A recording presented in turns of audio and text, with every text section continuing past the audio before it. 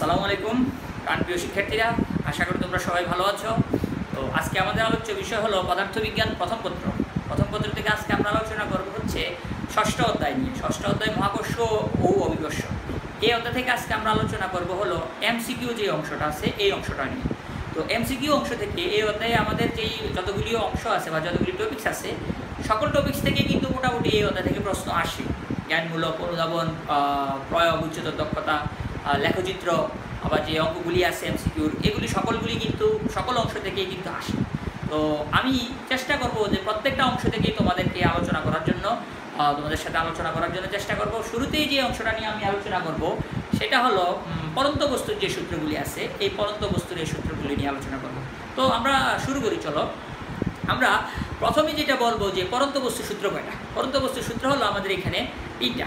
যেমন সূত্র হলো তিনটা, আবার কথাও কিন্তু তিনটা কমন। যেমন স্থির অবস্থান, বিনা বাধায়, একই উচ্চতায়। সূত্র কয়টা? তিনটা। কথা কয়টা কমন? তিনটা। স্থির অবস্থান, বিনা বাধায়, একই উচ্চতায় হতে পরন্ত সকল বস্তু সমান সময়ে সমান দূরত্ব অতিক্রম করে। এটা হলো প্রথম সূত্র। এই প্রথম সূত্রের কিন্তু কোনো গাণিতিক কোনো টার্ম নেই। তাহলে গাণিতিক টার্ম আছে দ্বিতীয় সূত্র এবং তৃতীয় সূত্রের। দ্বিতীয় সূত্র কি বলতেছে দেখো, কথা কিন্তু একই। স্থির অবস্থান, বিনা বাধায়, একই উচ্চতা হতে পরন্ত বস্তুর প্রাপ্ত বেগ ওই সময়ের অতিক্রান্ত সময়ের সমানুপাতিক, অর্থাৎ ভি সমানুপাতিক টি। ভি সমানুপাতিক টি, অর্থাৎ প্রাপ্ত বেগ অতিক্রান্ত সময়ের সমানুপাতিক। এটাকে আমরা লিখতে পারি v1/t1 equal to v2/t2। v1 t1 আদি বেগ আদি সময়, v2 t2 পরিবর্তিত বেগ পরিবর্তিত সময়। এখান থেকে পরীক্ষায় যেভাবে আসে যে সময় দ্বিগুণ হলে বেগ কয় গুণ হবে। দেখো সমানুপাতি আছে, সময় যদি দ্বিগুণ হয় বেগ দ্বিগুণ হবে। সময় যদি 3 গুণ হয় বেগ কয় গুণ হবে? 3 গুণ হবে। আচ্ছা, তাহলে সময় যদি দ্বিগুণ হয় বেগ দ্বিগুণ হবে, সময় যদি 3 গুণ হয় বেগ 3 গুণ হবে। তো এখান থেকে আমাদের একটা অনুধাবন টাইপের আসে প্রশ্নে এমসিকিউতে। আবার এখানে যে কোনো তিনটা রাশির মান দেওয়া থাকে, চতুর্থ রাশির মান বের করতে বলে। আচ্ছা, তৃতীয় যে সূত্রটা বললো একই অবস্থা, অর্থাৎ স্থির অবস্থান, বিনা বাধায়, একই উচ্চতা হতে পরন্ত সকল বস্তুর অতিক্রান্ত দূরত্ব বা উচ্চতা সময়ের বর্গের সমানুপাতিক। অতিক্রান্ত উচ্চতাটা সময়ের বর্গের সমানুপাতিক, তার মানে এর সমানুপাতিক টি স্কোয়ার। এই যে টি স্কোয়ার দ্বারা কি বোঝায়? সময় যদি দ্বিগুণ হয় উচ্চতা কয় গুণ হবে? উচ্চতা হবে 4 গুণ। মূলত পরীক্ষা এগুলি আসে বেশি বেশি। সময় যদি 3 গুণ হয় উচ্চতা হবে 9 গুণ। সময় যদি 5 গুণ হয় উচ্চতা হবে 25 গুণ। ঠিক একইভাবে আদি উচ্চতা আদি সময়, পরিবর্তিত উচ্চতা পরিবর্তিত সময়, যে কোনো তিনটা রাশির মান দেওয়া থাকলে চতুর্থ রাশির মান আমরা এখান থেকে বের করতে পারবো। তাহলে প্রথম অংশে কি বললাম আমরা? পরন্ত বস্তুর তিনটা সূত্র, তিনটা সূত্রের মধ্যে তিনটা কথা কমন। প্রথম সূত্রের, প্রথম যে সূত্রটার কোনো গাণিতিক টার্ম নেই, দ্বিতীয় সূত্র এবং তৃতীয় সূত্র। এমসিকিউতে আমাদের প্রয়োগমূলকে আসতে পারে, জ্ঞানমূলকে আসতে পারে বা অনুধাবনমূলকে আসতে পারে প্রশ্ন। এরপরে আসো নিউটনের যে মহাকর্ষ সূত্র, তোমরা এটা ক্লাস 9-10 থেকে পড়ে আসতেছ, যে এই মহাবিশ্বের প্রতিটি বস্তু কণা একে অপরকে নিজের দিকে আকর্ষণ করে। এই আকর্ষণ বলের মান বস্তুর কণাদ্বয়ের ভরের গুণফলের সমানুপাতিক এবং এদের মধ্যবর্তী দূরত্বের বর্গের ব্যস্তানুপাতিক। খেয়াল করো, এখানে জি হলো মহাকর্ষীয় ধ্রুবক বা সার্বজনীন ধ্রুবক যেটাকে বলি আমরা। এই এফ এর মান m1 এবং m2-র সমানুপাতিক। অর্থাৎ আমরা বলতে পারি ভরের মান যদি বৃদ্ধি পায়, ভরের মান যদি বৃদ্ধি পায় তাহলে অর্থাৎ ভরদ্বয়ের গুণফলের মান যদি বৃদ্ধি পায় বলের মান বৃদ্ধি পাবে, যেহেতু সমানুপাতে। দূরত্বের সাথে এটা দেখো ব্যস্তানুপাতে, বর্গের ব্যস্তানুপাতে। দূরত্ব যদি বৃদ্ধি পায় বল হ্রাস পাবে, দূরত্ব যদি হ্রাস পায় বল বৃদ্ধি পাবে।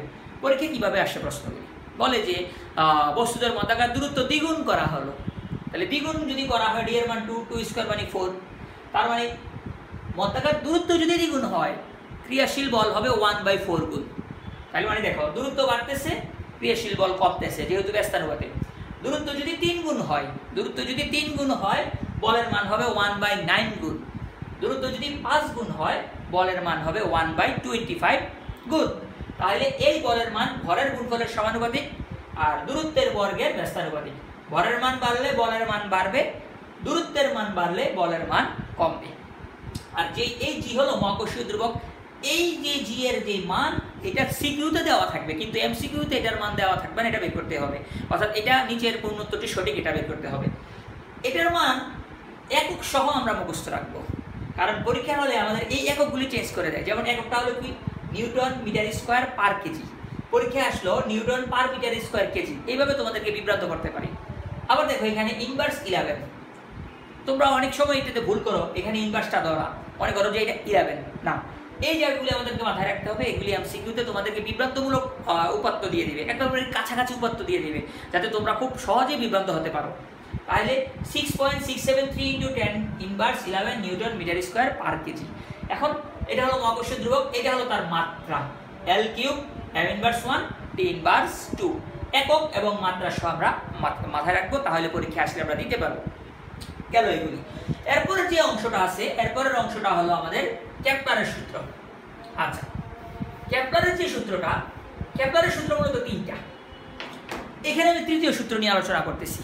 প্রথম দুইটা সূত্রের কিন্তু কোনো গাণিতিক টার্ম নেই, এখানে আমি তৃতীয় সূত্র নিয়ে আলোচনা করতেছি যে টি স্কোয়ার সমানুপাতিক এ কিউব, অর্থাৎ প্রতিটি গ্রহের আবর্তনকালের বর্গ ওই কক্ষপথের অর্ধপরাক্ষের ঘনফলের সমানুপাতিক। যেমন দেখো, এটা যদি একটা উপবৃত্ত হয়, এখানে একটা সূর্য আছে বা যে কোনো একটা গ্রহ নক্ষত্র, এখানে গ্রহ আছে, এখানে গ্রহ আছে, এখানে গ্রহ আছে, তাহলে প্রত্যেকটাই এইভাবে উপবৃত্তাকার হবে।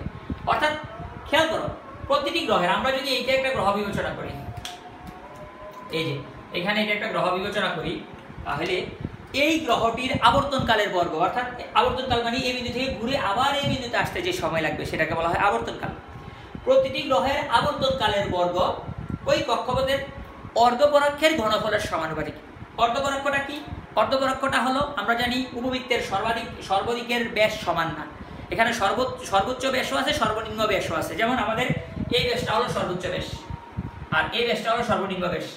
বৃত্তের কিন্তু সকল জায়গায় ব্যাস সমান, উপবৃত্তের কিন্তু সকল জায়গায় ব্যাস সমান না। তাহলে সর্ববৃহৎ ব্যাসকে বলা হয় পরাক্ষ, পরাক্ষের অর্ধেককে বলা হয় অর্ধপরাক্ষ। তার মানে এই জায়গাটা হবে অর্ধপরাক্ষ। তাহলে এই জায়গাটাকে যদি আমি ব্যাসার্ধ বিবেচনা করি, আমরা বলতে পারি যে উপবৃত্তের সর্ববৃহৎ ব্যাসার্ধকেও বলা হয় অর্ধপরাক্ষ। আচ্ছা, এখন এই অর্ধপরাক্ষ এক প্রকারের দূরত্ব, তাহলে আমরা বলতে পারি কি, প্রতিটি গ্রহের আবর্তনকালের বর্গ ওই গ্রহের দূরত্বের ঘনফলের সমানুপাতিক। দূরত্ব বলতে আমি বোঝাচ্ছি অর্ধপরাক্ষের ঘনফলের সমানুপাতিক। তারপর দেখো, আবর্তনকাল কিসের উপর নির্ভর করতেছে? দূরত্বের উপর নির্ভর করতেছে। দূরত্ব যদি বৃদ্ধি পায়, আবর্তনকাল বৃদ্ধি পাবে। দূরত্ব যদি হ্রাস পায়, আবর্তনকাল হ্রাস পাবে। আমরা যদি আরেকটু ব্যাখ্যা করি, যেমন মনে করো এইটা একটা গ্রহ, এইটা একটা গ্রহ, 1 নং, 2 নং, 3 নং গ্রহ। এই অংশটা থেকে কিন্তু এমসিকিউ আসে, জ্ঞানমূলক আসে, অনুধাবন আসে, আবার সৃজনশীলের 3 নম্বরের প্রশ্নের জন্য, আমাদের প্রয়োগমূলকের জন্য এখান থেকে আসে এই যে সূত্রটা থেকে। অর্থাৎ টি স্কোয়ার সমানুপাতিক এ কিউব, বা কোথাও কোথাও এটাকে লিখছে আর কিউব। তার মানে আমরা লিখতে পারি T1 square by A1 cube, T2 square by A2 cube. তার মানে হলো এটা হলো আদি আবর্তনকাল, পরিবর্তিত আবর্তনকাল, আদি দূরত্ব, পরিবর্তিত দূরত্ব। এখন আসো, যে ব্যাখ্যাটা দেওয়ার কথা বলতেছিলাম আমি, এখানে এই গ্রহ থেকে এইখানে 1 নং, অর্থাৎ নক্ষত্র থেকে এই 1 নং গ্রহের দূরত্ব কম।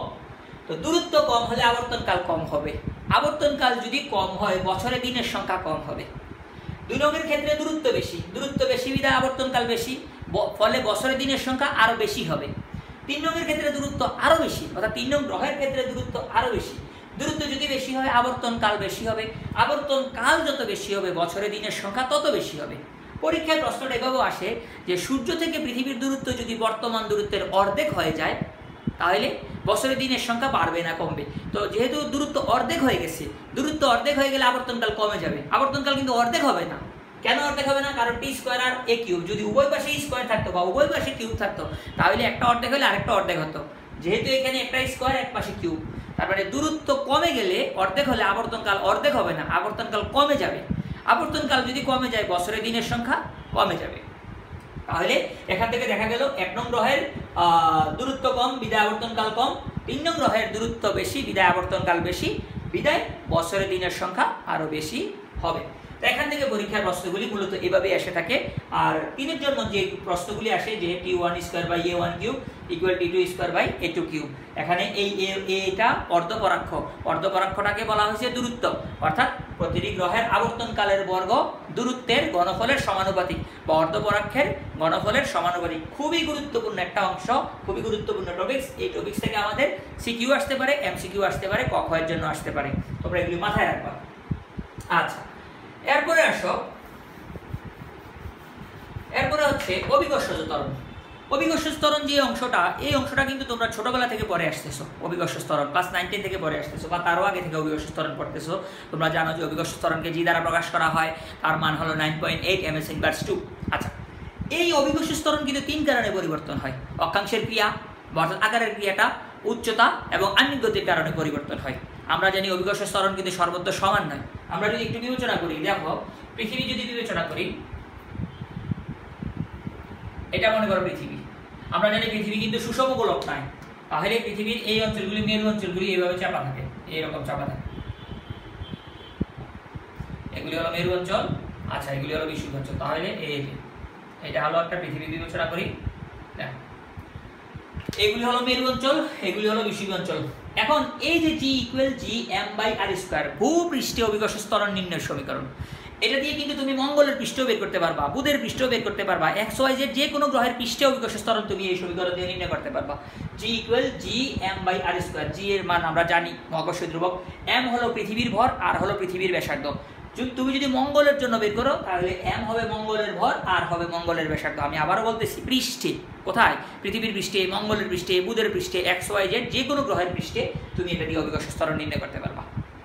এখন খেয়াল করো, এই যে অভিকর্ষজ ত্বরণ তোমরা নির্ণয় করবা, পৃথিবীর কিন্তু যেহেতু এটা সুষম গোলক না, অতএব এখানে তার ব্যাসার্ধ কিন্তু সমান না, ব্যাসার্ধ কিন্তু কম বেশি আছে।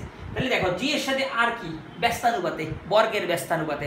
তার মানে আর যত বেশি হবে জি তত কম হবে, আর যত কম হবে জি তত বেশি হবে।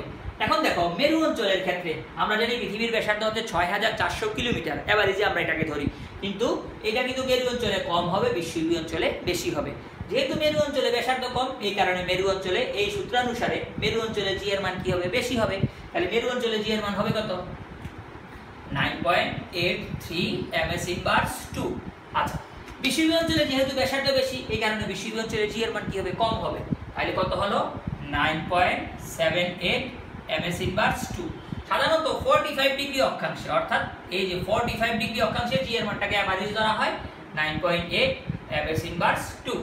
তাহলে দেখো G = Gm/r², এই আর হলো পৃথিবীর ব্যাসার্ধ, আর অন্য যে কোনো গ্রহের জন্য বের করলে অন্য যে কোনো গ্রহের ব্যাসার্ধ। ব্যাসার্ধ যেহেতু সকল জায়গায় সমান না, তাই ব্যাসার্ধের ক্রিয়ার উপর ভিত্তি করে, অক্ষাংশের ক্রিয়ার উপর ভিত্তি করে বা আকারের উপর ভিত্তি করে অভিকর্ষজ ত্বরণের মান কিন্তু পরিবর্তন হচ্ছে। তাহলে অভিকর্ষজ ত্বরণ বিষুবীয় অঞ্চলে 9.78 সবচেয়ে কম, আর মেরু অঞ্চলে সবচেয়ে বেশি 9.83, এভারেজ অর্থাৎ 45 ডিগ্রি অক্ষাংশে 9.8। তাহলে দেখতেছি আমরা বিষুবীয় অঞ্চল থেকে যদি মেরু অঞ্চলে যায়, অভিকর্ষজ ত্বরণের মান বৃদ্ধি পায়। মেরু অঞ্চল থেকে যদি বিষুবীয় অঞ্চলে আসে, অভিকর্ষজ ত্বরণের মান হ্রাস পায়। এখন আমরা ওজনের সমীকরণ কি জানি? ওজনের সমীকরণ জানি W = mg। এখন দেখো বিষুবীয় অঞ্চলে যেহেতু জি এর মান কম, অতএব বিষুবীয় অঞ্চলে ওজন কম।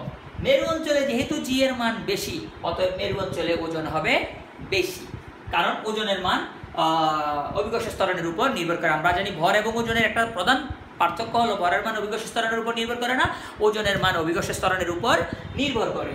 আচ্ছা, গেল এটা। তাহলে ভূপৃষ্ঠের মধ্যেও কিন্তু অভিকর্ষজ ত্বরণ সকল জায়গায় সমান না, মেরু অঞ্চলে, বিষুবীয় অঞ্চলে এর মধ্যে একটা তারতম্য আছে। আচ্ছা, এবার আসো উচ্চতার কারণে, অর্থাৎ পৃথিবীর আকারের কারণে কিন্তু অভিকর্ষজ ত্বরণের পরিবর্তন হয়, অর্থাৎ অক্ষাংশের কারণে কিন্তু পৃথিবীর অভিকর্ষজ ত্বরণের পরিবর্তন হয়। এখন আসো উচ্চতার কারণে যদি আমরা অভিকর্ষজ ত্বরণটা বের করি, যেমন উচ্চতা আবার গভীরতাও হয়। এই যদি আমরা পৃথিবী বিবেচনা করি, পৃথিবীর পৃষ্ঠ থেকে মনে করো তুমি এ বিন্দুতে গেল 100 কিলোমিটার উপরে, এই যে 100 কিলোমিটার উপরে গেল। তাই পৃথিবীর পৃষ্ঠ থেকে 100 কিলোমিটার উপরে যদি যাই, তাহলে মনে রাখবা সবসময় ভূপৃষ্ঠে অভিকর্ষজ ত্বরণের মান সর্বাধিক, সবচেয়ে বেশি। ভূপৃষ্ঠ থেকে যত উপরে ওঠে অভিকর্ষজ ত্বরণের মান তত কমে। আবার ভূপৃষ্ঠ থেকে যত গভীরতায় যায়, অর্থাৎ পৃথিবীর পৃষ্ঠ থেকে যত গভীরতায় আসবে, অর্থাৎ এই যে এদিকে আসতেছে 100 কিলোমিটার আসলো, অর্থাৎ ভূপৃষ্ঠ থেকে যত উচ্চতায় যাবে অভিকর্ষজ ত্বরণের মান তত কমবে। আবার ভূপৃষ্ঠ থেকে যত গভীরতায় যাবে অভিকর্ষজ ত্বরণের মান তত কমবে। এই যে পৃথিবীর যে কেন্দ্র, এই কেন্দ্রে জি এর মান 0, বিধায় বস্তুর ওজন 0। এখানে বস্তু ওজনহীন অনুভব করবে, অর্থাৎ ভাসবে, এখানে বস্তু ভাসবে। আরে খেয়াল করো, ভূপৃষ্ঠ থেকে যত উপরে ওঠে অভিকর্ষজ ত্বরণের মান তত হ্রাস পায়, আবার ভূপৃষ্ঠ থেকে যত নিচে নামে অভিকর্ষজ ত্বরণের মান তত হ্রাস পায়। পৃথিবীর কেন্দ্রে, অর্থাৎ পৃথিবীর কেন্দ্রে অভিকর্ষজ ত্বরণের মান হলো 0। আচ্ছা, এখন এই যে উচ্চতা অপেক্ষায় 100 কিলোমিটার উপরে অভিকর্ষ ত্বরণের মান যা হবে 100 কিলোমিটার গভীরে অভিকর্ষ ত্বরণের মান তার থেকে বেশি হবে। এখানে এটাও একটা এমসিকিউ যে একই উচ্চতায় উচ্চতা অপেক্ষা গভীরতায় অভিকর্ষ ত্বরণের মান বেশি। তাহলে দেখো একই উচ্চতায় 100 কিলোমিটার উপরে 100 কিলোমিটার গভীরে, তাহলে এ বিন্দু অপেক্ষা এই যে আমরা যদি এটাকে নাম দিই বি বিন্দুতে কিন্তু অভিকর্ষ ত্বরণের মান বেশি হবে। এখন আসো এই উচ্চতায় অভিকর্ষ ত্বরণের মান নির্ণয়ের সমীকরণ হলো এটা G prime equal G into R by R plus S whole square. G prime মানে বি বিন্দুতে এ বিন্দুতে যেটা বের করবো জি প্রাইম, জি মানে ভূপৃষ্ঠের জি 9.8, আর মানে পৃথিবীর ব্যাসার্ধ, এস মানে উচ্চতা 100 কিলোমিটার আছে, এটাকে আমরা মিটারে নিয়ে যাব। আমরা এই সমীকরণের সাহায্যে বের করতে পারি, আবার চাইলে আমরা এই সমীকরণের সাহায্য বের করতে পারি G M by R plus H whole square. এই যে জি প্রাইমটা এটা কি এস উচ্চতায় ভূপৃষ্ঠ হতে এস উচ্চতায় অভিকর্ষ ত্বরণ নির্ণয়ের সমীকরণ, এটা দিয়ে করা যাবে, এটা দিয়ে করা যাবে। আর এই জি প্রাইমটা কি, এই জি প্রাইমটা হলো বি বিন্দুতে অর্থাৎ গভীরতায় নির্ণয়ের সূত্র, অর্থাৎ গভীরতায় অভিকর্ষ ত্বরণ নির্ণয়ের সমীকরণ হলো G prime equal G into 1 minus H by R. এই জি হলো 9.8, এই এইচ হলো গভীরতা অর্থাৎ 100 কিলোমিটার গভীরতা, কিলোমিটারকে মিটারে নিয়ে যাব, এই আর হলো পৃথিবীর ব্যাসার্ধ, কিলোমিটারকে মিটারে নিয়ে যাব। আমরা জানি পৃথিবীর ব্যাসার্ধ ধরা হয় 6400 কিলোমিটার, এটাকে মিটারে নিয়ে যাব। আর এই জি হলো মহাকর্ষীয় ধ্রুবক, এম হলো পৃথিবীর ভর। তাহলে দেখো এই জি প্রাইম দিয়ে আমরা এস উচ্চতায় নির্ণয় করতে পারবো অভিকর্ষ ত্বরণ, আর এই জি প্রাইম দিয়ে আমরা নির্ণয় করতে পারবো এস গভীরতায় অভিকর্ষ ত্বরণ। আরেকটা ক্রিয়া কি, আরেকটা ক্রিয়া হলো আহ্নিক গতির কারণে, পৃথিবীর আহ্নিক গতির কারণে। আমরা জানি যে পৃথিবীর আহ্নিক গতির কারণেও কিন্তু তার অভিকর্ষ ত্বরণের পরিবর্তন হয়। এই আহ্নিক গতির ক্ষেত্রে যখন আমরা অভিকর্ষ ত্বরণ নির্ণয় করব তখন হবে যেমন কোনো একটা বস্তু, মনে করো যে কোনো একটা বস্তু এইখানে 45 ডিগ্রি অক্ষাংশে থেকে ঘুরতেছে, 45 ডিগ্রি অক্ষাংশে থেকে ঘুরতেছে, অর্থাৎ এইখানে 45 ডিগ্রি অক্ষাংশে থেকে যেহেতু ঘুরতেছে এখানে ল্যামডার মান হবে 45 ডিগ্রি, 45। তাহলে জি হবে কত 9.8, ওমেগা হবে কৌণিক বেগ। আমরা জানি কৌণিক বেগের সমীকরণ কি, কৌণিক বেগ হবে omega equal 2 pi by T. এই টি হলো পৃথিবীর আবর্তনকাল, পৃথিবীর আবর্তনকাল 24 ঘন্টা বা 86,400 সেকেন্ড। তাহলে এই ওমেগার মান আমরা এখানে বসাবো, ওমেগা আর হলো পৃথিবীর ব্যাসার্ধ।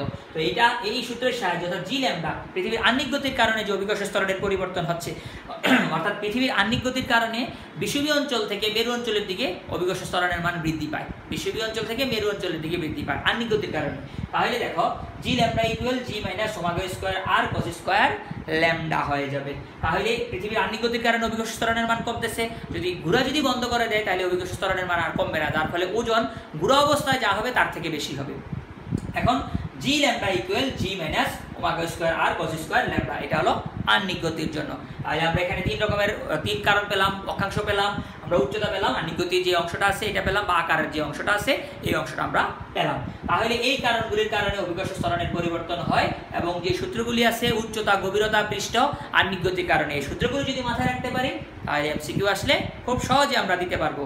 আর হলো এই যে এটা একটা এমসিকিউ, 45 ডিগ্রি অক্ষাংশের মান 9.8, মেরু অঞ্চলে কত, বিষুবীয় অঞ্চলে কত, মেরু থেকে বিষুবীয়তে গেলে ওজন কি হয়, বৃদ্ধি পায় না হ্রাস পায়, জি এর মান বৃদ্ধি পায় নাকি হ্রাস পায়, একই উচ্চতা হতে একই গভীরতা অভিকর্ষ ত্বরণের বেশি না কম, ভবিষ্যৎ থেকে যত নিচে যায় অভিকর্ষ ত্বরণের মান হ্রাস পেতে থাকে, অভিকর্ষ এরপরে আসতেছে কেন্দ্রে অভিকর্ষ ত্বরণের মান 0। এই অংশগুলি আমাদের এমসিকিউর জন্য গুরুত্বপূর্ণ। আচ্ছা, এরপরে আসো মহাকর্ষীয় ক্ষেত্র এবং মহাকর্ষীয় প্রাবল্য। মহাকর্ষীয় ক্ষেত্র এবং মহাকর্ষীয় প্রাবল্য। মহাকর্ষীয় ক্ষেত্রটা কি, আমরা জানি তড়িৎ ক্ষেত্র জানছি, আমরা তো মহাকর্ষীয় তড়িৎ ক্ষেত্র পড়ছি, আমরা তড়িৎ বিভব পড়ছি, আর এখানে এসে মহাকর্ষীয় ক্ষেত্র, মহাকর্ষীয় প্রাবল্য। যেমন এই মহাবিশ্বের প্রত্যেকটা বস্তু যে একটা বস্তুকে আকর্ষণ করে, অর্থাৎ মহাকর্ষীয় ক্ষেত্রের অভ্যন্তরে কোনো বস্তু যদি রাখি, যেমন এখানে একটা বস্তু আছে, এই বস্তুর মহাকর্ষীয় ক্ষেত্র হচ্ছে এইটা, এই ক্ষেত্রের মধ্যে যদি আমি একক ভরের একটা বস্তু আনি, এখানে একটা বস্তু আছে, এই বস্তুটার মহাকর্ষীয় ক্ষেত্র হচ্ছে এই বৃত্তটা, এই বৃত্তের মধ্যে অর্থাৎ মহাকর্ষীয় ক্ষেত্রের মধ্যে যদি আমি একক ভরের কোনো বস্তু স্থাপন করি তাহলে সে যে পরিমাণ বল অনুভব করবে তাকে বলা হবে মহাকর্ষীয় প্রাবল্য, তাকে বলা হবে মহাকর্ষীয় প্রাবল্য।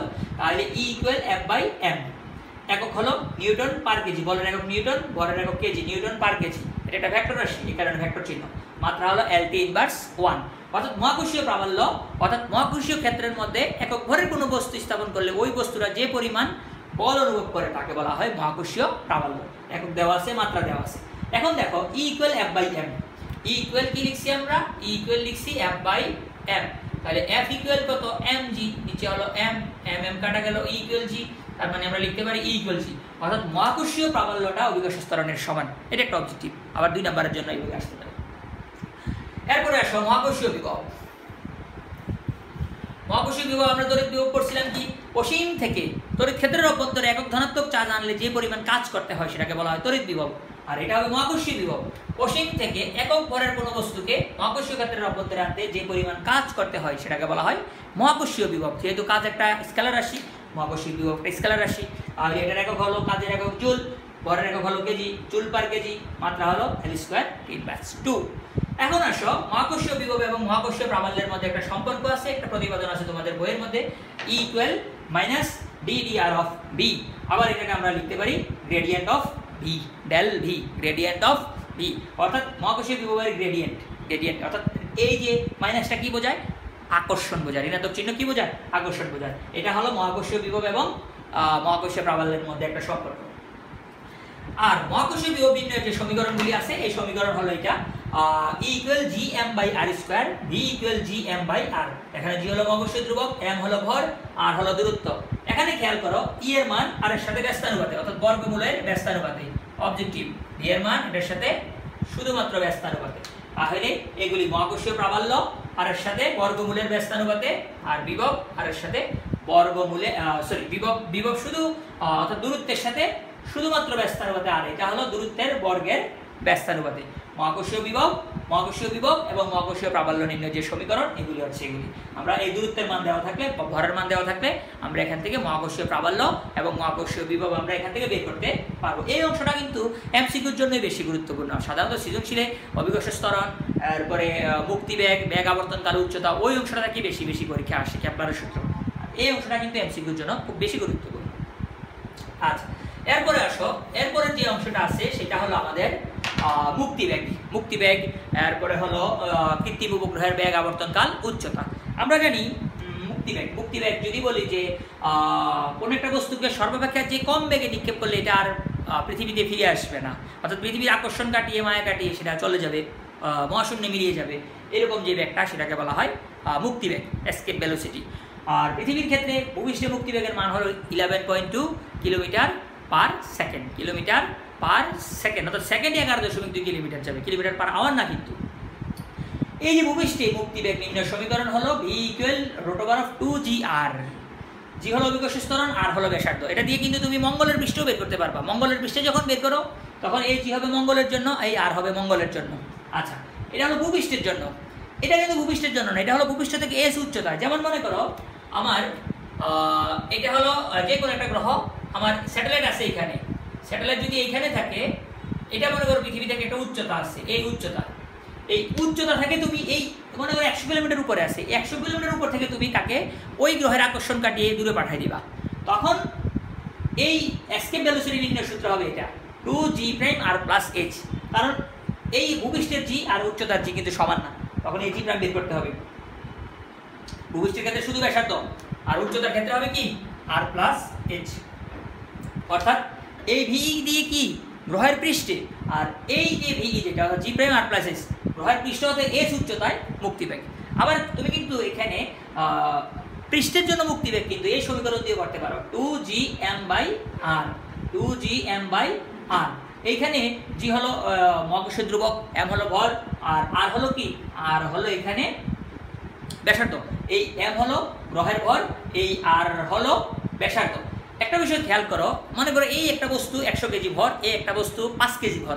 দুইটা বস্তুকে যদি তুমি পৃথিবী থেকে পাঠিয়ে দিতে চাও, অর্থাৎ পৃথিবীর আকর্ষণ কাটিয়ে যদি পাঠিয়ে দিতে চাও, মহাশূন্যে যদি মিলিয়ে দিতে চাও, তাহলে কোনটার মধ্যে মুক্তিবেগ বেশি হবে? তোমরা হয়তো বলতে পারো যে 100 কেজি ভরের মধ্যে মুক্তিবেগ বেশি হবে, বা কেউ বলতে পারো যে 5 কেজি ভরের মধ্যে মুক্তিবেগ বেশি হবে। এটা আমি বলবো যে না, দুইটার মধ্যেই মুক্তিবেগ সমান হবে। কেন? দেখো, মুক্তিবেগ কিন্তু বস্তুর ভরের উপর নির্ভর করে না। এই যে জিআর, এই যে জিএম, এই এম কিন্তু বস্তুর ভর না, এই এম হলো গ্রহের ভর, এই এম হলো গ্রহের ভর। অর্থাৎ যেই গ্রহের পৃষ্ঠ থেকে তুমি পাঠাইতেছ, এই আর হলো গ্রহের ব্যাসার্ধ। তার মানে 100 কেজি ভরের বস্তুর মুক্তিবেগ যা হবে, 5 কেজি ভরের বস্তুরও মুক্তিবেগ তাই হবে। মুক্তিবেগ বস্তুর ভরের উপর নির্ভর করে না। আচ্ছা, তাহলে মুক্তিবেগ নির্ভর করতেছে গ্রহের ভরের উপর, গ্রহের ব্যাসার্ধের উপর। তাহলে এইটা আর এটা দিয়ে পৃষ্ঠে নির্ণয় করতে পারবা, আর এই সমীকরণটা দিয়ে তুমি পৃষ্ঠ থেকে উচ্চতায় মুক্তিবেগ নির্ণয় করতে পারবা। আচ্ছা, এখন আসো এই যে স্যাটেলাইট বা কৃত্রিম উপগ্রহ, আমরা জানি যে সকল বস্তু গ্রহকে কেন্দ্র করে ঘুরে তাদেরকে বলা হয় কৃত্রিম উপগ্রহ। কৃত্রিম উপগ্রহ মধ্যে আবার যে সকল উপগ্রহের আবর্তনকাল ৮৬,৪০০ অর্থাৎ পৃথিবীর আবর্তনকালের সমান বা ২৪ ঘন্টা, তাদেরকে বলা হয় ভূস্থির উপগ্রহ। এটা একটা মাথায় রাখবা। ভূস্থির উপগ্রহের কন্ডিশন কি? ভূস্থির উপগ্রহের কন্ডিশনটা হবে আবর্তনকাল হবে ৮৬,৪০০ অর্থাৎ ২৪ ঘন্টা। এখন দেখো এই যে স্যাটেলাইটটা ঘুরতেছে, তার একটা কি আছে? বেগ আছে, তার একটা আবর্তনকাল আছে, তার একটা উচ্চতা আছে। এই যে বেগ নির্ণয় সূত্র, আবর্তনকাল নির্ণয় সূত্র, উচ্চতা নির্ণয় সূত্র। বেগ নির্ণয় সূত্র হলো √g(m/r+h)। আবারও বলতেছি, এই m এবং এই r যাকে কেন্দ্র করে ঘুরে তার ভর এবং ব্যাসার্ধ। এই স্যাটেলাইট যদি পৃথিবীকে কেন্দ্র করে ঘুরে তাহলে এই m এবং এই r হবে পৃথিবীর ভর এবং ব্যাসার্ধ। এই স্যাটেলাইট যদি মঙ্গলকে কেন্দ্র করে ঘুরে তাহলে এই m এবং r হবে মঙ্গলের ভর এবং ব্যাসার্ধ। কখনোই স্যাটেলাইটের ভর এবং ব্যাসার্ধ হবে না। এখন দেখো এই যে বেগ বা রৈখিক বেগও বলা হয় এটাকে। এটা যদি আবার এইভাবেও বের করতে পারো। তোমার কাছে যদি আবর্তনকাল থাকে, যেমন এমসিকিউতে এগুলি বেশি বেশি আসে, তোমার কাছে যদি আবর্তনকাল থাকে, উচ্চতা থাকে, তুমি কিন্তু এটা দিয়ে বেগ বের করতে পারবা। এটা দিয়ে কিন্তু আবর্তনকাল নাই, অথবা আবর্তনকাল ছাড়াও কিন্তু এটা দিয়ে তুমি বেগ বের করতে পারবা। এটা হলো আবর্তনকাল নির্ণয় সূত্র। আবর্তনকালের ক্ষেত্রে √4π² পাই হলো gm। এই h হলো কত উচ্চতায় আছে, এই h হলো কত উচ্চতায় আছে পৃষ্ঠ থেকে, 100 কিলোমিটার, 500 কিলোমিটার, 1000 কিলোমিটার। আচ্ছা, আর এই h উচ্চতা নির্ণয় সমীকরণ gmt²/4π² -r। তার মানে এই যে সমীকরণগুলি আছে, এটা হলো কৃত্রিম উপগ্রহের বেগ বা রৈখিক বেগ, এটাও বেগ যখন আবর্তনকাল থাকবে, আর এটা হলো আবর্তনকাল, এটা হলো উচ্চতা। এই সমীকরণগুলির সাহায্যে কিন্তু আমাদের পরীক্ষায় সিকিউতে বেশি বেশি আসে, আবার এমসিকিউতে কিন্তু আসে। এই সূত্রগুলি আসে যে নিচের কোনটি রৈখিক বেগের সূত্র, নিচের কোনটি আবর্তনকালের সূত্র, নিচের কোনটি মুক্তিবেগের সূত্র, নিচের কোনটি উচ্চতার সমীকরণ, এই সমীকরণগুলি আসে। তাহলে ভূস্থির উপগ্রহ কখন হবে? আবর্তনকাল যখন ৮৬,৪০০ সেকেন্ড অর্থাৎ ২৪ ঘন্টা হবে, তখনই কেবল এখানে ভূস্থির উপগ্রহ হবে। তো এই অংশগুলি থেকে যদি আমরা বুঝি এবং এই অংশগুলি যদি আমরা ভালোভাবে প্র্যাকটিস করি, তাহলে এখান থেকে প্রশ্ন আসলে আমরা অ্যান্সার করতে পারবো। ধন্যবাদ।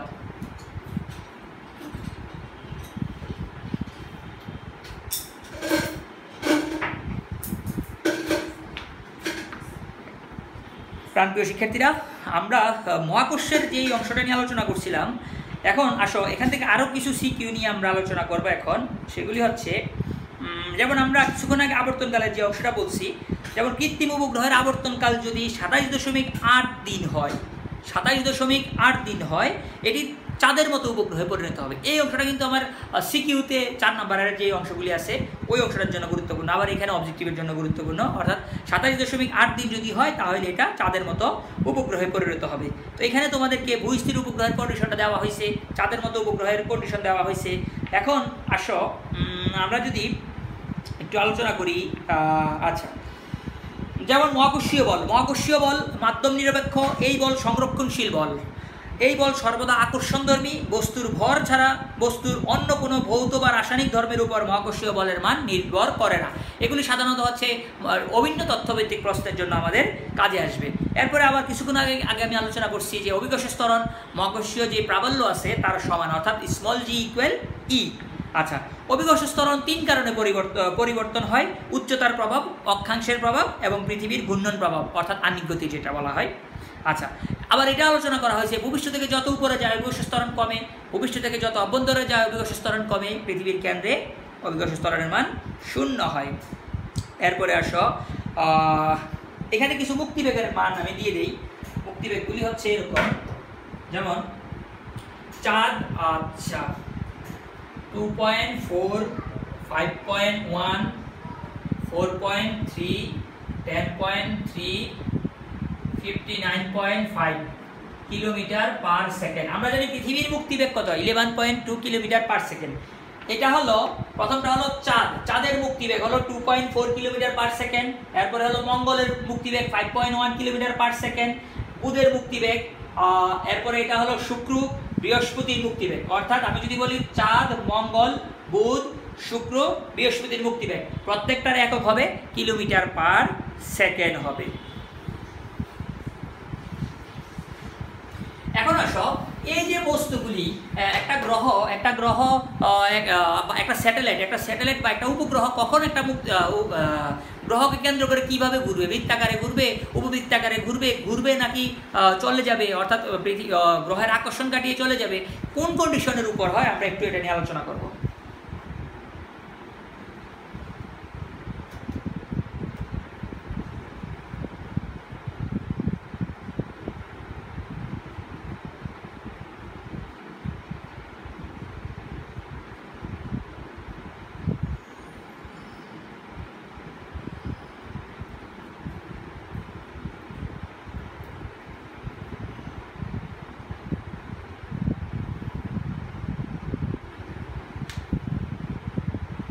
আচ্ছা, এখানে উৎক্ষিপ্ত বস্তুর বেগ, অর্থাৎ যে বস্তুটাকে তুমি নিক্ষেপ করতেছো ওই বস্তুটার বেগ হলো ভি, আর মুক্তি বেগটা হলো কি, মুক্তি বেগটা হলো ভিই, escape velocity.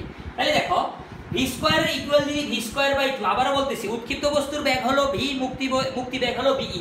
V square equal V square E by যদি 2 হয়, অর্থাৎ এই কন্ডিশনটা যদি অ্যাপ্লাই করে তাহলে উৎক্ষিপ্ত বস্তুটি বৃত্তাকার কক্ষপথে পরিভ্রমণ করবে। অর্থাৎ 1 নং কন্ডিশন যদি অ্যাপ্লাই হয়, এই 1 নং আমি যদি এখানে দেই 1 2 3 4 5, এগুলো কিন্তু আমাদের এমসিকিউর জন্য গুরুত্বপূর্ণ, খুবই গুরুত্বপূর্ণ।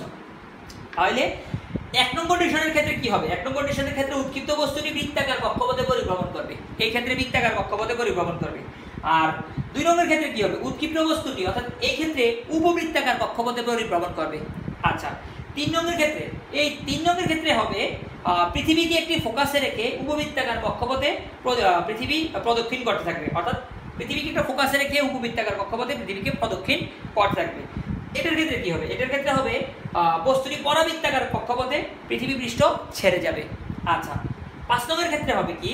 5 নম্বরের ক্ষেত্রে হবে বস্তুটি অধিবৃত্ত পথে পৃথিবী পৃষ্ঠ ছেড়ে যাবে এবং তা আর পৃথিবী পৃষ্ঠে ফিরে আসবে না, অর্থাৎ তা আর পৃথিবী পৃষ্ঠে ফিরে আসবে না। তো এই কন্ডিশনগুলি আমাদের এমসিকিউর জন্য গুরুত্বপূর্ণ।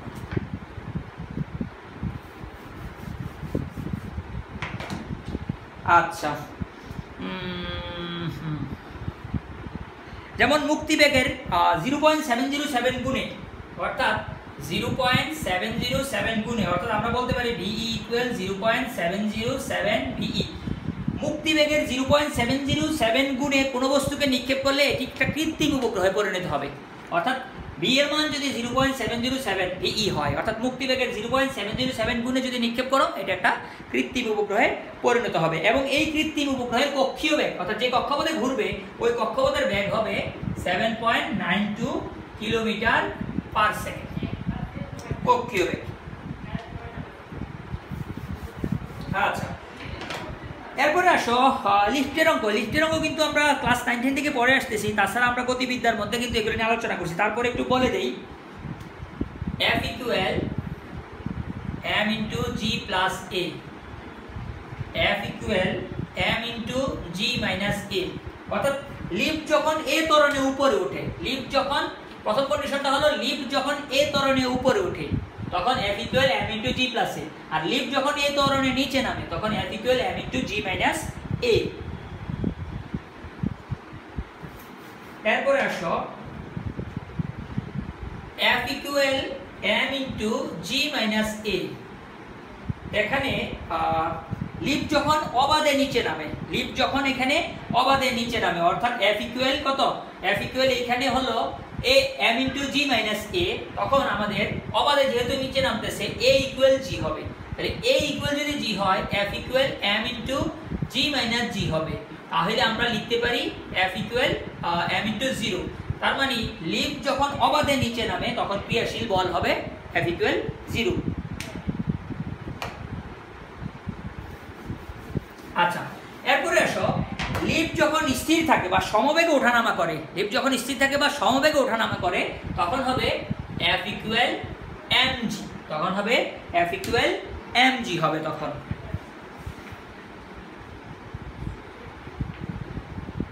আচ্ছা, এরপরে আসো লিফট যদি জি অপেক্ষা বেশি ত্বরণের নিচে নামে, লিফট যদি জি অপেক্ষা বেশি ত্বরণের নিচে নামে তখন কি হয়? তখন হবে F equal m into G minus A. অর্থাৎ এইখানে আমরা লিখতে পারি এরকম যে মাইনাসের m ইন্টু এ মাইনাস জি, অর্থাৎ এর মান জি থেকে বড় হবে। লিফট যখন জি অপেক্ষা বেশি ত্বরণে নিচে নামে তখন এই ক্ষেত্রে এটা হবে। এই ক্ষেত্রে লিফটে অবস্থিত ব্যক্তির পা লিফটের মেঝে স্পর্শ করবে না। লিফট যখন জি অর্থাৎ অভিকর্ষ ত্বরণ অপেক্ষা বেশি ত্বরণে নিচের দিকে নামবে, লিফটে যে ব্যক্তি দাঁড়িয়ে আছে ওই ব্যক্তির পা আর মেঝে স্পর্শ করবে না, ওই ব্যক্তির পা মেঝে স্পর্শ করবে না। ওই ব্যক্তির মাথা গিয়ে লিফটের উচ্চায় অর্থাৎ লিফটের যে ছাদ অংশটা আছে ওই ছাদ অংশের মধ্যে মাথা গিয়ে আঘাত করবে, অর্থাৎ এটাকে বলা হয় অতি ওজনহীনতা।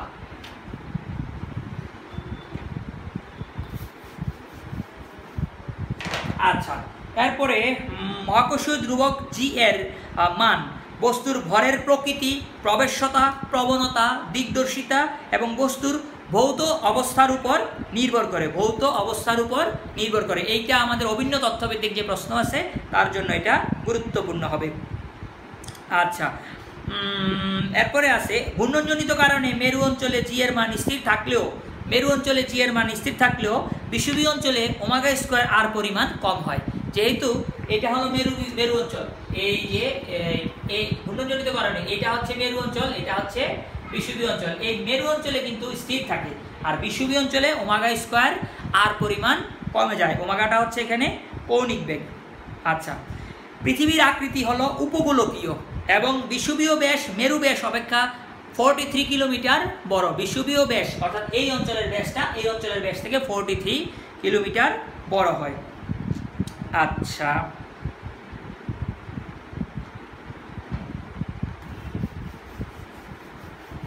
এরপরে আসো আমরা যদি মহাকর্ষ সূত্রের ভেক্টর রূপটা লিখি। মহাকর্ষ সূত্রের ভেক্টর রূপ হলো এই যে এরকম F equal G into M1 M2 by হলো R cube into R vector. এটা হলো মহাকর্ষীয় সূত্রের ভেক্টর রূপ। আচ্ছা, এরপরে আসতেছি কি পৃথিবীর ঘনত্ব। পৃথিবীর ঘনত্ব রো নির্ণয় সূত্র হলো 3g/4πgr। এটা হলো পৃথিবীর ঘনত্ব। আমরা যদি এই রাশিগুলির মান বসাই তাহলে মান আসবে হচ্ছে 5.49 into 10 cube KG per metre cube. এটা হলো আমাদের পৃথিবীর ঘনত্ব। আচ্ছা, পৃথিবীতে কোনো বস্তুর ভর যদি 50 কেজি হয় চাঁদেও ওই বস্তুর ভর 50 কেজি হবে, কারণ আমরা জানি ভর পরিবর্তন হয় না, পরিবর্তন হয় ওজন। পৃথিবীর ওজন যা হবে চাঁদে ওজন 6/1 হবে, অর্থাৎ পৃথিবীর অভিকর্ষ তুলনায় চাঁদের অভিকর্ষ ত্বরণ 6/1 বিধায় পৃথিবীর ওজনের তুলনায় চাঁদের ওজন হবে 6/1, কিন্তু ভর কিন্তু একই থাকবে। পৃথিবীতে বস্তুর ভর 100 কেজি হলে চাঁদেও বস্তুর ভর 100 কেজি হবে। আচ্ছা,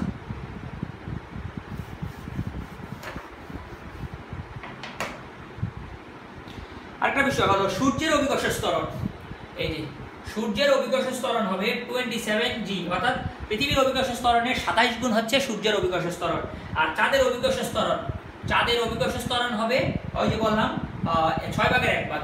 তাহলে সূর্যের অভিকর্ষ ত্বরণ পৃথিবীর অভিকর্ষ ত্বরণের 27 গুণ, চাঁদের অভিকর্ষ ত্বরণ পৃথিবীর অভিকর্ষ ত্বরণের 1/6 গুণ 1/6 গুণ।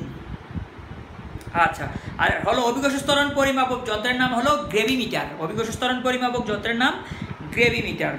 আচ্ছা,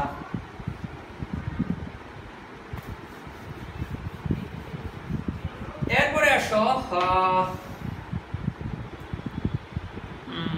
এরপরে আমরা কিছু লেখচিত্র নিয়ে আলোচনা করি। বাকি যেগুলি আছে এগুলি নিয়ে ইতিপূর্বে আমরা আলোচনা করে ফেলছি। আমরা এখন কিছু লেখচিত্র নিয়ে আলোচনা করি। যেমন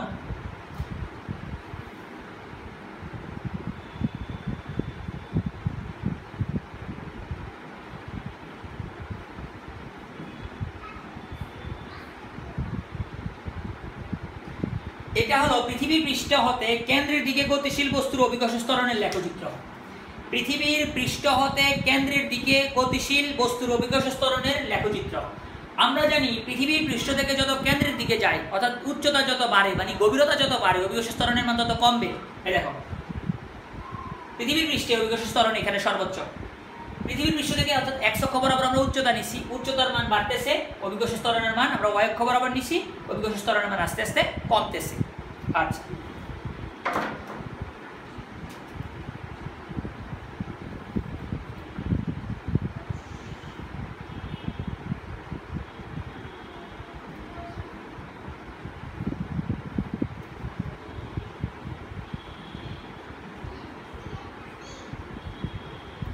আচ্ছা এটা হলো বিভিন্ন দূরত্বের সাথে অভিকর্ষ ত্বরণের লেখচিত্র। বিভিন্ন দূরত্বের সাথে, যেমন দেখো এটাকে যদি আমরা পৃথিবীর কেন্দ্র বিবেচনা করি, x অক্ষ বরাবর নিলাম দূরত্ব, y অক্ষ বরাবর নিলাম অভিকর্ষ ত্বরণ। পৃথিবীর কেন্দ্রে অভিকর্ষ ত্বরণ 0, কেন্দ্র থেকে আস্তে আস্তে পৃষ্ঠের দিকে যাচ্ছে, এটা দেখো ব্যাসার্ধ। তাহলে কেন্দ্র থেকে ব্যাসার্ধ যদি আমরা বলি, পৃষ্ঠ পর্যন্ত বলি, তাহলে এটা হবে ব্যাসার্ধ। তাহলে কেন্দ্র থেকে আস্তে আস্তে পৃষ্ঠের দিকে যাচ্ছে, অর্থাৎ কেন্দ্র থেকে যত পৃষ্ঠের দিকে যাবে অভিকর্ষ ত্বরণের মান তত কিন্তু বাড়বে। দেখো আমরা যদি এটাকে পৃথিবী বিবেচনা করি, এই যে পৃথিবী বিবেচনা করি, এই হচ্ছে কেন্দ্র, কেন্দ্র অভিকর্ষ ত্বরণের মান 0, এই যে কেন্দ্র অভিকর্ষ ত্বরণের মান 0, এখানে কিন্তু অভিকর্ষ ত্বরণ 0। কেন্দ্র থেকে তুমি পৃষ্ঠের দিকে যাও, এই যে যত উপরের দিকে যাবা, কেন্দ্র থেকে যত উপরের দিকে যাবা পৃষ্ঠের দিকে যাবা, অর্থাৎ কেন্দ্র থেকে যত পৃষ্ঠের দিকে যাবা অভিকর্ষ ত্বরণের মান তত কিন্তু বাড়ে। দেখো অর্থাৎ কেন্দ্র থেকে পৃষ্ঠের দিকে অভিকর্ষ ত্বরণের মান দূরত্বের সমানুপাতিক। কেন্দ্র থেকে যত তুমি উপরের দিকে উঠবা, অর্থাৎ পৃষ্ঠের দিকে উঠবা, অভিকর্ষ ত্বরণের মান কি সমানুপাতিক। কিন্তু পৃষ্ঠ থেকে যত তুমি কেন্দ্রের দিকে যাবা অভিকর্ষ ত্বরণের মান দূরত্বের সাথে কি ব্যস্তানুপাতিক। এটা মাথায় রাখো, কেন্দ্র থেকে তুমি পৃষ্ঠের দিকে যাচ্ছ, অভিকর্ষ ত্বরণের মান দূরত্বের সমানুপাতিক। পৃষ্ঠ থেকে কেন্দ্রের দিকে আসতেছো, অভিকর্ষ ত্বরণের মান দূরত্বের ব্যস্তানুপাতিক। এখন আসো পৃষ্ঠ থেকে এবার উচ্চতায় যাও, পৃষ্ঠ থেকে তুমি উপরের দিকে যাও, এই যে দেখো এই যদি পৃষ্ঠ হয় পৃষ্ঠ থেকে উপরের দিকে যাও, পৃষ্ঠ থেকে যত তুমি উপরের দিকে যাবা অভিকর্ষ ত্বরণের মান আস্তে আস্তে কমতে থাকবে। তাহলে পৃষ্ঠ থেকে উপরের দিকে উঠলে অভিকর্ষ ত্বরণের মান কমে, পৃষ্ঠ থেকে আবার যদি নিচের দিকে নামো অভিকর্ষ ত্বরণের মান কমে। তাহলে পৃষ্ঠ থেকে উচ্চতায়, পৃষ্ঠ থেকে গভীরতায় অভিকর্ষ ত্বরণের মান দূরত্বের ব্যস্তানুপাতিক। কেন্দ্র থেকে পৃষ্ঠের দিকে অভিকর্ষ ত্বরণের মান দূরত্বের সমানুপাতিক।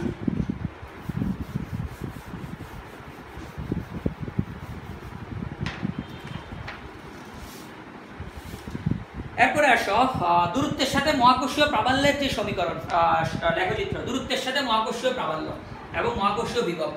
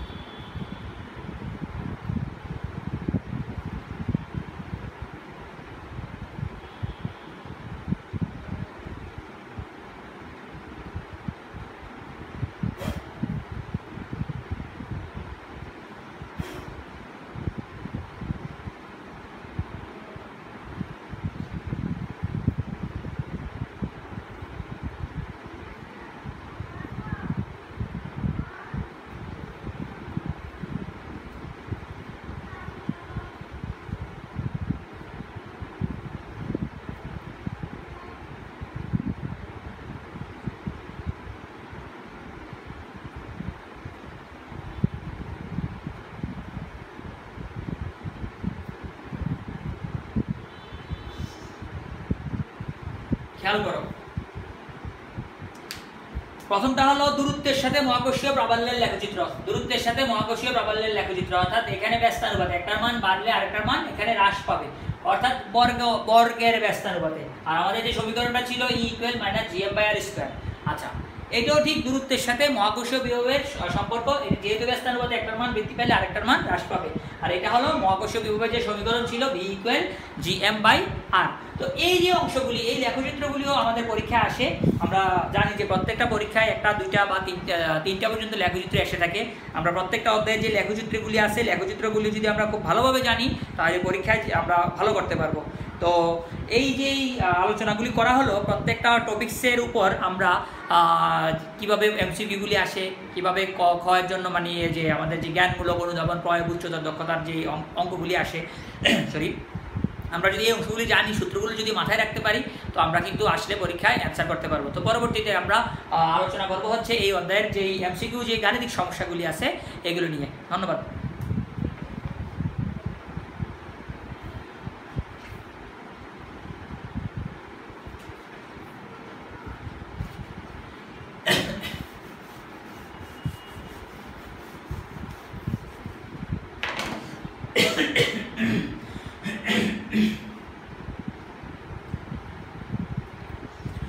প্রাণপ্রিয় শিক্ষার্থীরা, আমরা এখন আলোচনা করব হচ্ছে মহাকর্ষ অভিকর্ষের এমসিকিউর যে গাণিতিক সমস্যাগুলি আছে এগুলি নিয়ে। আমরা চলো শুরু করি। এখানে আমাদের প্রথম যে প্রশ্নটা সেটা হলো যে 2 কেজি ভরের কোনো বস্তু হতে 2 মিটার দূরে কোনো বিন্দুর মহাকর্ষীয় বিভব কত। 2 কেজি ভরের কোনো বস্তু হতে 2 মিটার দূরে কোনো বিন্দুর মহাকর্ষীয় বিভব কত। আচ্ছা, তো আমরা যদি আমরা মহাকর্ষীয় বিভবের সমীকরণ কি জানি? আমরা মহাকর্ষীয় বিভবের সমীকরণ জানি V = Gm/r, V = Gm/r। তাহলে এখানে আমরা মাইনাস চাইলে ইউজ করতে পারি। তাহলে এখানে g এর মান হলো 6.673 × 10⁻⁻11। কয় কেজি ভরের? 2 কেজি ভরের। 2 y হলো 2, দূরত্ব হলো 2, ভর হলো 2, 2 2 কাটা, তার মানে 6.673 × 10⁻⁻11। বিভবের একক হলো joule per KG, joule per KG. এটাই হলো আমাদের প্রশ্নের উত্তর। আচ্ছা, এরপরে আসো দ্বিতীয় প্রশ্ন। দ্বিতীয় প্রশ্নের মধ্যে এইখানে আমাদেরকে একটা উদ্দীপক দেওয়া আছে। যেমন মনে করো এটাকে বলা হলো পৃথিবী, এটা হলো পৃথিবী। আচ্ছা, এটার ব্যাসার্ধ হলো এটা, আর এটা হলো ও বিন্দু। এই হলো একটা কৃত্রিম উপগ্রহ, একটা স্যাটেলাইট দেওয়া আছে, এটা এইভাবে প্রদক্ষিণ করতেছে, এই যে এইভাবে প্রদক্ষিণ করতেছে। আচ্ছা, উচ্চতা দেওয়া আছে হচ্ছে 7 × 10⁵ মিটার, অর্থাৎ ভূপৃষ্ঠ থেকে এই স্যাটেলাইট অর্থাৎ কৃত্রিম উপগ্রহের উচ্চতা দেওয়া আছে 7 × 10⁵ মিটার। এটা পৃথিবী আর এটা একটা স্যাটেলাইট। আমাদেরকে বলছে উপগ্রহটির বেগ কত বা উপগ্রহটির রৈখিক বেগ কত। তো আমরা বেগ নির্ণয়ের সমীকরণ জানি। বেগ নির্ণয়ের সমীকরণ হলো v = Gm/r + h। এখন √g 6.673 × 10⁻⁻11। যেহেতু পৃথিবী বলছে, আমরা জানি পৃথিবীর ভর 6 × 10⁻24 কেজি। পৃথিবীর ভর হলো 6 × 10⁻24 কেজি, আর হলো পৃথিবীর ব্যাসার্ধ 6400, 6.4 × 10⁻6 কিলোমিটারকে আমরা এটাকে মিটারে নিয়ে গেছি। আচ্ছা, তাহলে এইখানে আসলে কত? 7 × 10⁵। তাহলে 6.673 দেওয়া আছে। আচ্ছা, এই h এর মান আমাদের এখানে দেওয়া আছে। তো আমরা যদি এই মান বসাই ক্যালকুলেটরে, আমাদের মান চলে আসবে হচ্ছে 7509.43 metre per second, 7509.43 metre per second. এটাই হলো কৃত্রিম উপগ্রহের যে রৈখিক বেগ বা আমরা যে বেগ বলি তার মান। আচ্ছা, পরের প্রশ্নে বলছে উপগ্রহটির পর্যায়কাল কত। উপগ্রহটির পর্যায়কাল কত? দেখো, একই প্রশ্ন কিন্তু 3 নম্বরের জন্য আসে, 4 নম্বরের জন্য আসে, আবার একই প্রশ্নই আমাদেরকে এমসিকিউর জন্য দিয়ে দিচ্ছে। তাহলে পর্যায়কাল কত? আমাদের টি এর সূত্র, টি = হলো √4π² r + h whole cube by হলো gm। তাহলে আমরা যদি মান বসাই 4 × 3.1416 হোল স্কয়ার, আর পৃথিবীর ব্যাসার্ধ 6.4 × 10⁻6 কিলোমিটারকে মিটারে নিয়ে নিলাম। উচ্চতা 7 × 10⁵ কিউব, জি হলো 6.673 × 10⁻⁻11। পৃথিবীর ভর 6 × 10⁻24 কেজি। তাহলে এই মান বসালাম আমরা। মান বসানোর পরে আমাদের রেজাল্ট আসলো 5940.62 সেকেন্ড, অর্থাৎ 5940.62 সেকেন্ড। এটা হলো উপগ্রহটির পর্যায়কাল।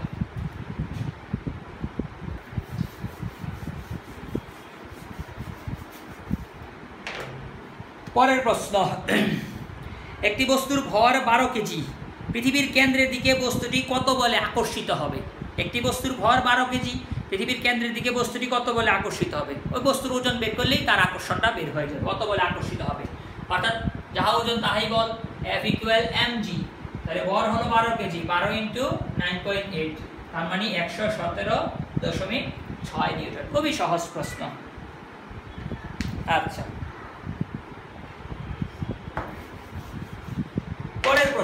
পরের প্রশ্ন হলো সূর্যের চারদিকে পৃথিবীর কক্ষপথের ব্যাসার্ধ। সূর্যের চারদিকে পৃথিবীর কক্ষপথের ব্যাসার্ধ 1.6 × 10⁻11 মিটার এবং আবর্তনকাল 3.14 × 10⁻7 সেকেন্ড। পৃথিবীর দ্রুতি কত? পৃথিবীর দ্রুতি কত? তো খেয়াল করো, দ্রুতি নির্ণয়ের সময় যেহেতু দিয়ে দিচ্ছে, আবর্তনকাল যেহেতু দিয়ে দিচ্ছে 2πr + h কত t। আচ্ছা, সূর্যের চারদিকে পৃথিবীর কক্ষপথের ব্যাসার্ধ, যেমন এটা যদি সূর্য হয়, এটা হয়েছে পৃথিবী, এই যে কক্ষপথ, এই কক্ষপথটাই হয়েছে, কক্ষপথের ব্যাসার্ধই হয়েছে মূলত এখানে r + h, অর্থাৎ যেহেতু এখানে উচ্চতা নাই, এই ক্ষেত্রে উচ্চতা 0, অর্থাৎ এই পুরাটাই হচ্ছে r + h। তাহলে এই কক্ষপথের ব্যাসার্ধ যেটা সেটাই হবে r প্লাস h, যেহেতু এখানে আর অতিরিক্ত কোনো উচ্চতা নাই। তার মানে তখন আমরা এটাকে কি লিখতে পারি, তখন আমরা এটাকে লিখতে পারি 2 পাই r/t, যেহেতু উচ্চতা নাই। তাহলে যেটা আবার আমরা বলতে পারি r প্লাস h এর মানটাই মূলত কক্ষপথের ব্যাসার্ধ। তাহলে আমরা যদি মান বসাই 2 × 3.1416 r এর মান অর্থাৎ কক্ষপথের ব্যাসার্ধ হলো 1.5 × 10⁻11 ডিভাইডেড বাই 3.14 × 10⁻7, তাহলে 1.5। আচ্ছা, তাহলে দেখো যেহেতু আমাদেরকে আবর্তনকাল দিয়ে দিয়েছে এই কারণে কিন্তু আমরা ব্যাক নির্ণয়ের সূত্র সমীকরণ এটা ব্যবহার করছি। ব্যাক নির্ণয়ের কিন্তু আমাদের অন্য সমীকরণও ছিল। তাহলে p = 30 × 10³ মিটার/সেকেন্ড। তাহলে এটা হচ্ছে পৃথিবীর দ্রুতি। আচ্ছা, সরি, আমাদের পরের প্রশ্ন হলো, এখানে একটা চিত্র দেওয়া আছে, এই যে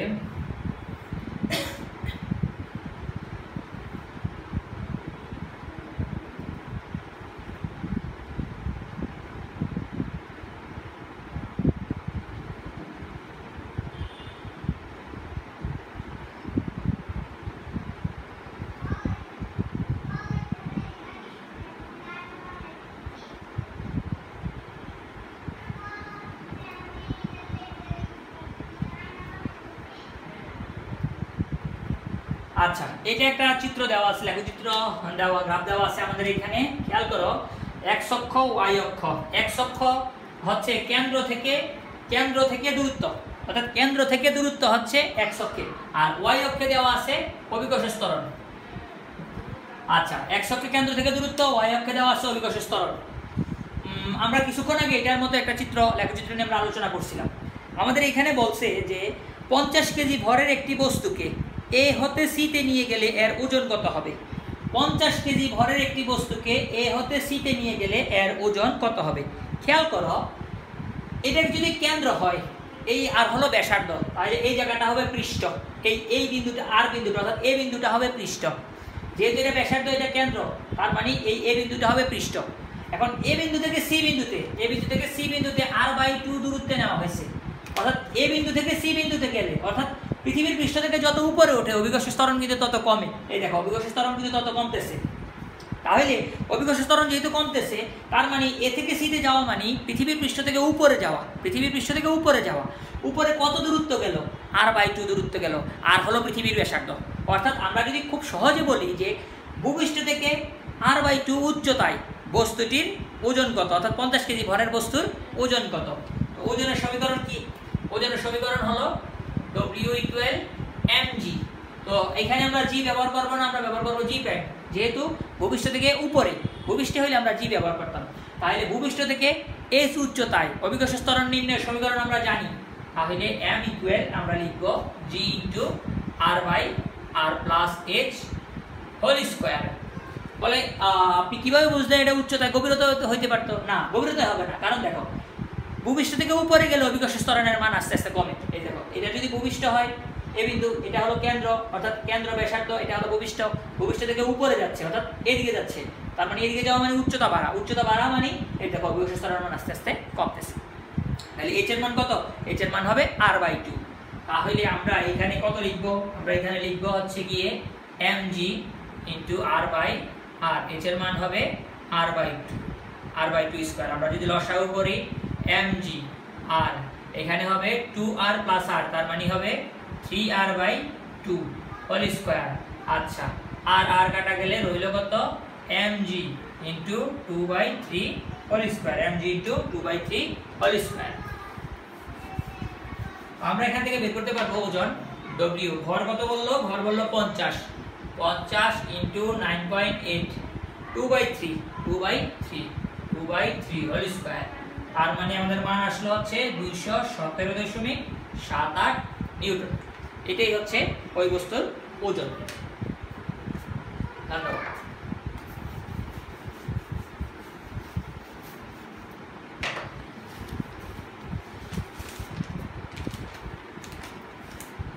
আমাদের পরের প্রশ্ন হলো, পৃথিবীর আকার হঠাৎ ছোট হয়ে এর ব্যাসার্ধ পূর্বের অর্ধেক হয়ে গেলে, পৃথিবীর আকার হঠাৎ ছোট হয়ে এর ব্যাসার্ধ পূর্বের অর্ধেক হলে অভিকর্ষ ত্বরণের মানের পরিবর্তন হবে। আচ্ছা, পরিবর্তিত মান পূর্বের মানের কত গুণ হবে? অর্থাৎ বললো পৃথিবীর আকার হঠাৎ ছোট হয়ে এর ব্যাসার্ধ পূর্বের অর্ধেক হলে অভিকর্ষ ত্বরণের মানের পরিবর্তন হবে। পরিবর্তিত মান পূর্বের মানের কত গুণ হবে?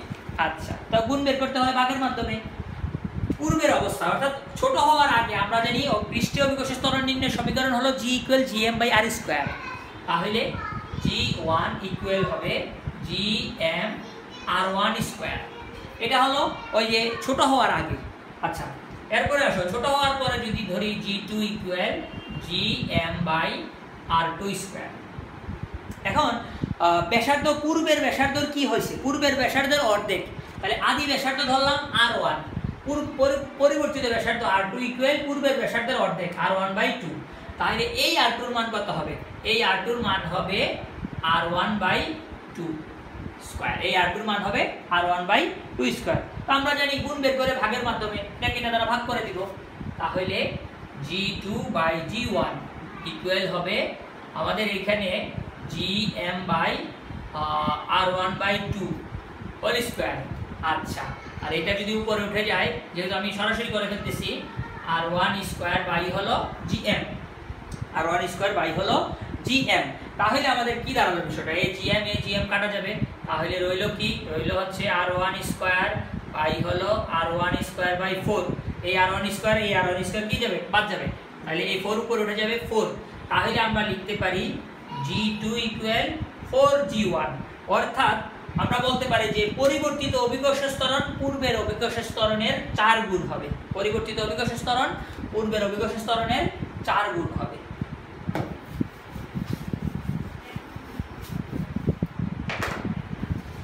আচ্ছা, পরের প্রশ্ন, এটা একটা উদ্দীপক দেওয়া আছে, বলা আছে এরকম যে কোনো গ্রহের অভিকর্ষ ত্বরণ 1/5 g, তার মানে পৃথিবীর ত্বরণের 5 ভাগের 1 ভাগ, ব্যাসার্ধ 1/4r, আর মানে হলো পৃথিবীর ব্যাসার্ধের 4 ভাগের 1 ভাগ।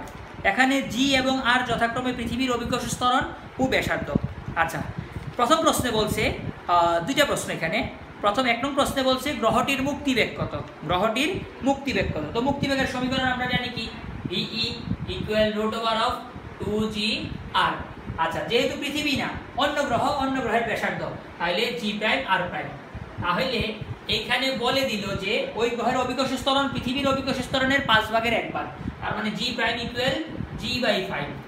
ব্যাসার্ধ পৃথিবীর ব্যাসার্ধের 4 ভাগের 1 ভাগ, তার মানে R' = r/4।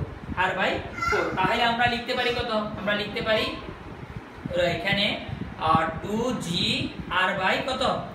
4×5 = 20।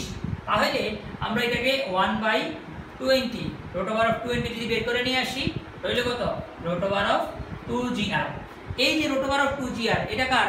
ভূপৃষ্ঠের, অর্থাৎ পৃথিবীর অভিকর্ষ, পৃথিবীর ক্ষেত্রে মুক্তিবেগ। পৃথিবীর মুক্তিবেগ কত? 11.2 km/s।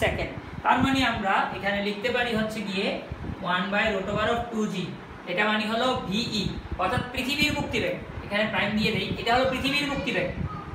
তাহলে 1/√2g × 11.2, তাহলে আমাদের মান আসবে হচ্ছে 2.50 km/s। অর্থাৎ এই মুক্তিবেগটা হলো পৃথিবীর মুক্তিবেগ, এটাকে √20 দ্বারা ভাগ করে দিচ্ছি। আচ্ছা,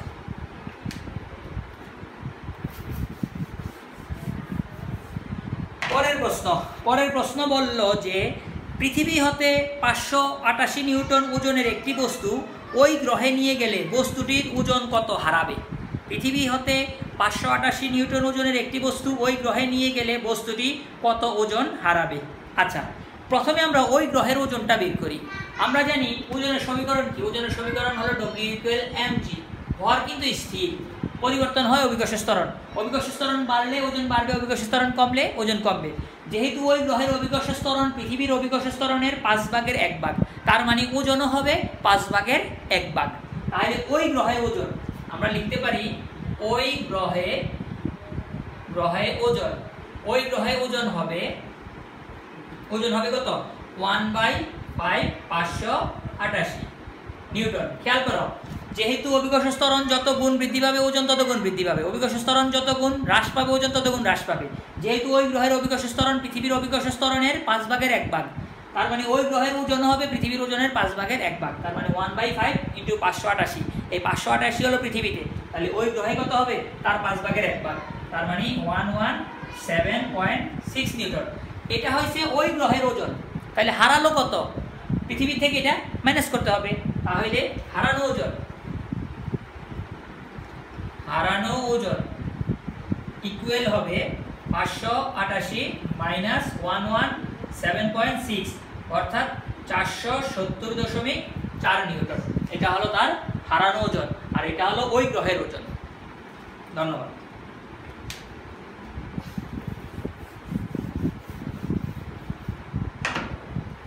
পরের প্রশ্ন, সূর্য থেকে পৃথিবীর দূরত্ব যদি বর্তমান দূরত্বের 2/3 হয়, তবে এক বছরে দিনের সংখ্যা কত হবে?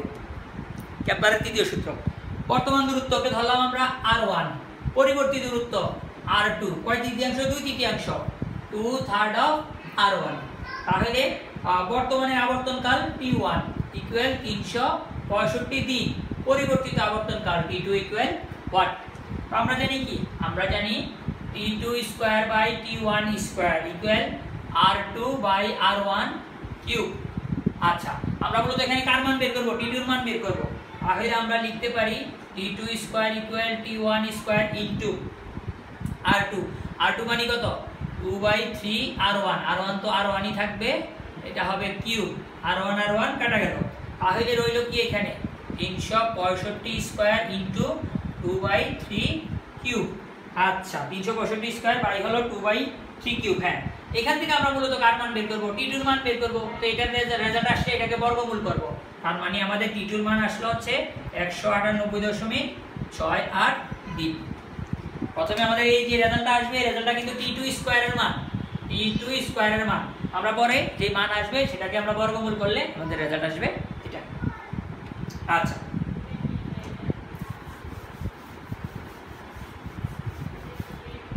পরের প্রশ্ন, পৃথিবীতে কোনো বস্তুর ওজন 20 নিউটন হলে চাঁদে কত ওজন হবে? তো আমরা জানি চাঁদের ওজন পৃথিবীর ওজনের 6/1। তাহলে চাঁদের ওজন হবে কি? চাঁদে ওজন ইকুয়াল হবে 1/6 ইনটু পৃথিবীর ওজন।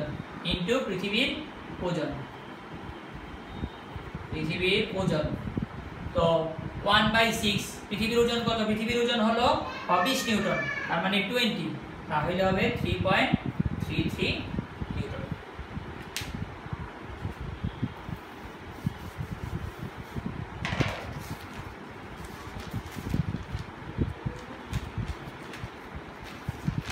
আচ্ছা, পরের প্রশ্ন, পৃথিবীর পৃষ্ঠে কোনো বস্তুর ভর 60 কেজি হলে চাঁদে ওই বস্তুর ভর কত হবে? চাঁদের অভিকর্ষ ত্বরণ পৃথিবীর অভিকর্ষ ত্বরণের 1/6 গুণ।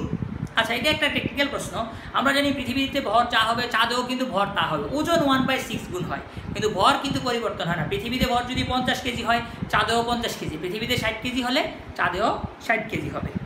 আচ্ছা, পরের প্রশ্ন, ভূপৃষ্ঠ থেকে কত গভীরতায় অভিকর্ষ ত্বরণের মান ভূপৃষ্ঠের অভিকর্ষ ত্বরণের 1/3? ভূপৃষ্ঠ থেকে কত গভীরতায় অভিকর্ষ ত্বরণের মান ভূপৃষ্ঠের অভিকর্ষ ত্বরণের 1/3, অর্থাৎ উচ্চতার মান বের করতে বলছে। তো আমরা জানি কত গভীরতায় অভিকর্ষ ত্বরণ নির্ণয়ের সূত্র হলো g prime equal g into 1 minus h/r। এটা হলো গভীরতা অভিকর্ষ ত্বরণ নির্ণয়ের সমীকরণ। পৃথিবীর অভিকর্ষ ত্বরণের 1/3, তাহলে g প্রাইমের মান হবে g/3।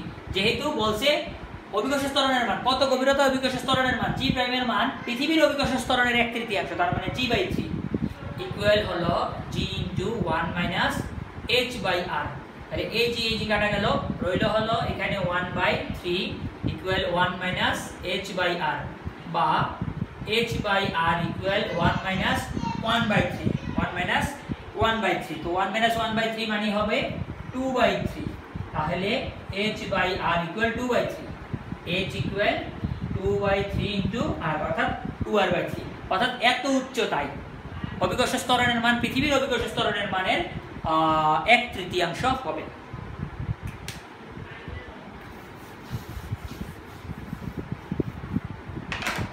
পরের প্রশ্ন হলো 1 কেজি ভরের দুটি বস্তুকে পরস্পর হতে 1 মিটার দূরে স্থাপন করলে তারা পরস্পরকে যে বল দ্বারা আকর্ষণ করে তার মান কত? এটা খুবই সহজ। আমরা লিখতে পারি যে F equal G into M1 M2 by D square. G এর মান 6.673 into 10 to the power -11। 1 KG ভরের কটা বস্তু? দুইটি বস্তু, তার মানে 1 ইন্টু 1 কত দূরে আছে? 1 মিটার দূরে আছে। আচ্ছা, 1 স্কোয়ার, তো এটা কাটা হইল কত? 6.673 into 10 to the power -11 Newton. তাহলে তারা পরস্পরকে এত বলে আকর্ষণ করবে। আচ্ছা,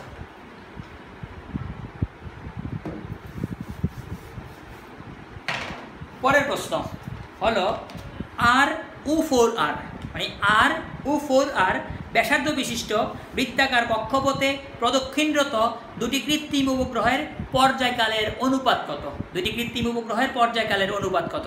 যেহেতু ব্যাসার্ধ দেওয়া আছে, পর্যায়কাল দেওয়া আছে, তার মানে কেপলারের তৃতীয় সূত্র।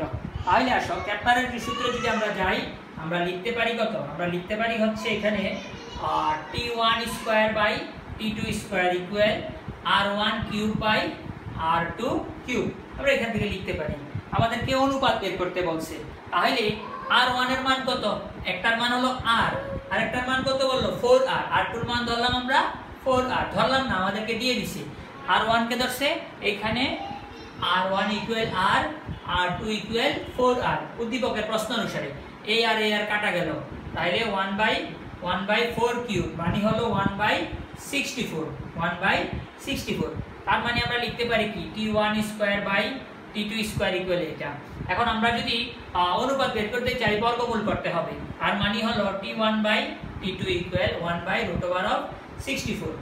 আমরা এটাকে বর্গমূল করলাম, তাহলে আমরা পেলাম কি? এখানে 1/8। তাহলে অনুপাত হলো T1 অনুপাত T2 ইকুয়াল 1:8। এখানে আমরা বর্গমূল করছি, এই কারণে স্কয়ারটা উঠে গেছে। ধন্যবাদ।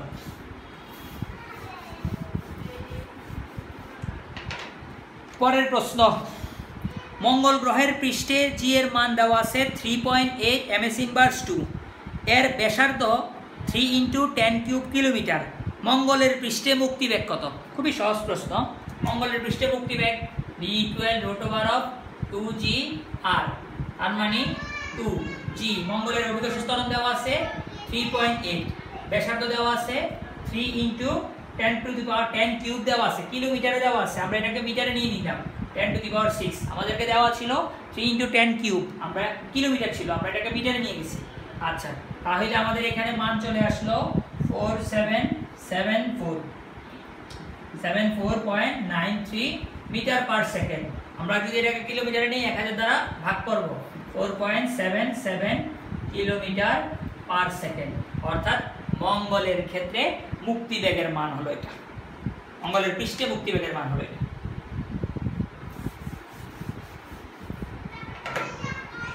আচ্ছা, পরের প্রশ্ন, পৃথিবীর ব্যাসার্ধ আর এর তুলনায় কত গভীরতায় অভিকর্ষ ত্বরণের মান ভূপৃষ্ঠের অভিকর্ষ ত্বরণের অর্ধেক হবে?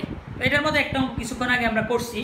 দেখো, g prime equal g into 1 - h/r, g prime equal g into 1 - h/r। যেহেতু অর্ধেক বলছে, তার মানে আমরা লিখতে পারি g/2, পৃথিবীর অভিকর্ষ ত্বরণের অর্ধেক, g ইন্টু 1 - h/r। ag কাটা, তার মানে হবে হাফ ইকুয়াল 1 - h/r। তাহলে h/r ইকুয়াল 1 - হাফ ইকুয়াল হবে হাফ, তাহলে h ইকুয়াল হবে r/2। অর্থাৎ এত গভীরতায় অভিকর্ষ ত্বরণের মান ভূপৃষ্ঠের অভিকর্ষ ত্বরণের মানের কি হবে? অভিকর্ষ ত্বরণের মানের অর্ধেক হবে।